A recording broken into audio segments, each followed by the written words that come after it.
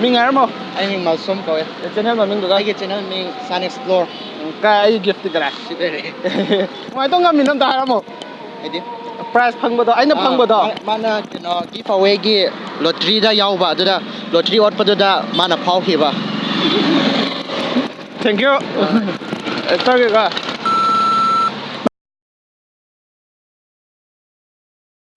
Hello guys, I'm Ngashgi Kangleipak video member Taram nok chari. Aduga akhoi YouTube channel je nongdam ban loi salwa hai matam jo khala male ado ai kan vlog number je ko kya bit leite adu vlog che chang nai thaklatri je de nango do ba content gum idea gum ni myam le ba ado jo content phajara ko khomra de quality je maintain am to re ba ji kan de vlogger na masing thingam da thola amni na ba khomra vlogger ga tanga da makoi di camera gumba adu di map gumba do phaja ba season na pani na de YouTube ke niyo mom la ba hai de khomra khoi gi video de khomra quality kara seng thaka ki boida de khomra makoi na khomra he kharok pagi mamang gi page to adu de yamna hapkal le ba do quality phaja ta di maning wai de lai ba do kai um lai ba further na khomra katang video du na khomra 40-50k yogi ba adu ta de khomra adu mamang da adu jo 2 or 3 days numini ni na tro humni gi manung da adu level le yogi boida de ko mamang wai de lai ba adu na ta na khomra mamang wai de lakte maning da dum le ba aduna subscribe tau da mi sing na di khangdab ni video je pang na u de adu dei bell icon nam da ka bu sing ju khangdab ni video je pang na u de ba tuga kwai di chaw problem je kari tau ge matam da ko mai video da ni edit tau ba ho matam da khabra ai gi pc ji da ko kem to problem lai ta ba kem to jo warning video sagat pa khot pa de heng nung chat pa tau da sagat pa bi normally khar dum sagat le ba adu thoido pa yam heng sagat ta ne heng chat ta khot ta tau de da chana ju lo ga sagol ho wai shop pa ni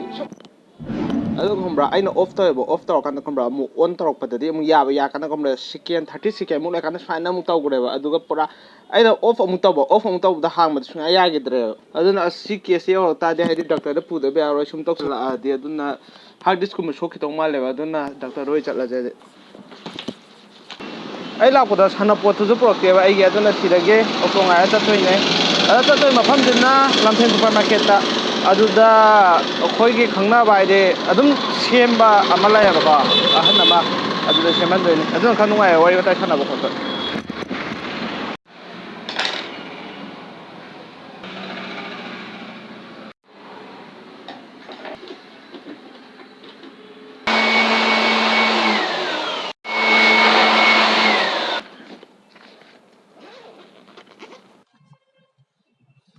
do kai problem ni na am ta do gumra ai gi c draft do full ram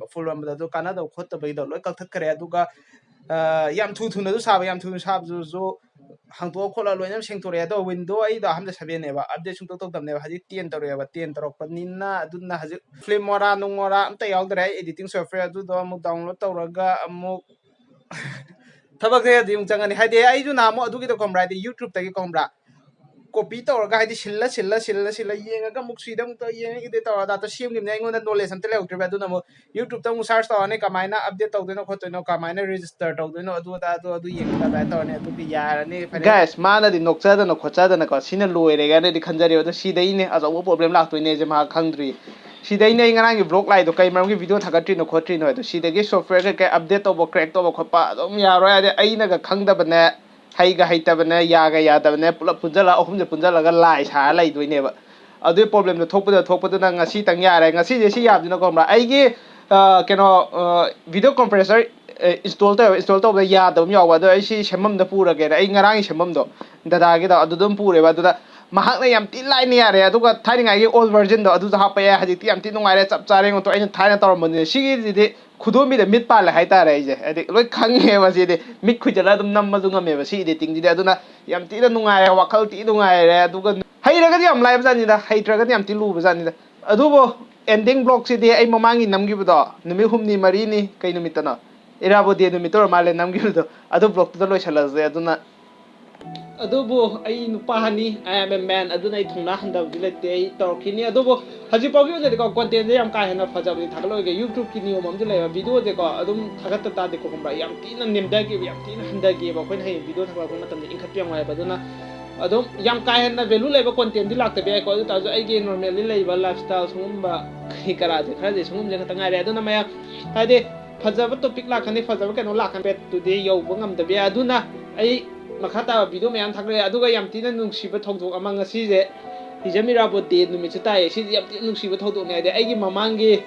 I first YouTube channel, I did YouTube channel with a vlog channel, Semba Horpa, the day Shaki channel, Opa, the Shigi video, Shigi Numichida. Mamang say Higi, Ngashigi Numichida video of Humna Mepuna, Aduzo, Angang the phone, where I got Matam the iPhone, not the horror phone by the timing oil never. Horopatagi young one of them hori at the other Hadichidum young one of them like Hitare. Country, I don't know number Naran, we showed Horomado, Hadichdum Torah Lam at the time. I did video that I gave video shame them the god.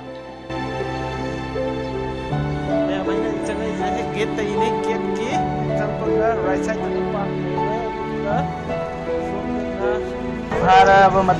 Kangleipak ko ticket Kangleipak no bona the minister. Duga numidan the camera na plaza the na maming jatinga matamon he hogalapon hadi puri na plaza gyanta hidreko adugi na plaza dugi video dung number chatleba first ai sak utpa vlog ade aina vlog semba da sak utpagi wa ngangbe vlog to adu matamda ai Danish yam miss tawe Danish ki inspire lorga Danish se kanano khangde ga YouTube ta search taw bio Danish ji hanna mahaki YouTube channel lai na do ma haziki wona din lai khi dere ko mahak tai ne aina yam tina vlog sema pagi thonga lingjen hapai je majo iPhone 6s tagi sema pa ho ne ma ki vlog to adu de ki ma nang maga ai jung amni na taro ga ju phone dei sem kalak panne to level jam khane ko iPhone ga hi semi phone je aduna aduma tam de sam ga je ko ngangan na Danish ki sa ba ki ko ngauzaru ni na adai ta we adu ki vlog to se wo hanga ma ka phone de ai first video ni haitare sana ado siki vlog sing de ko ma'am hadi yengning bo ta ko last year ni vlog to ai gi link description da hapang yo description je kamai chang dui no khang da ba mi mi am yo ba adu ko ai si video je de ko ma no khoi gi makha da triangle man ba shape am lem ni ba si tak long na mo ba na ma ta description am thole si jar mani ba adu link da dum changa ga dum video ase yeng bi be ya ga ne adu si ne nga si video matik khra matang si de video solution jar ge mate vlog la video me am mi go sana le ba kang le bang na yai po re. Thank you sign explode adi mahaki channel da dum nungai ba content yam thaka pane message su la sign explode si thar ga dum search to dum phangani mahaki channel da YouTube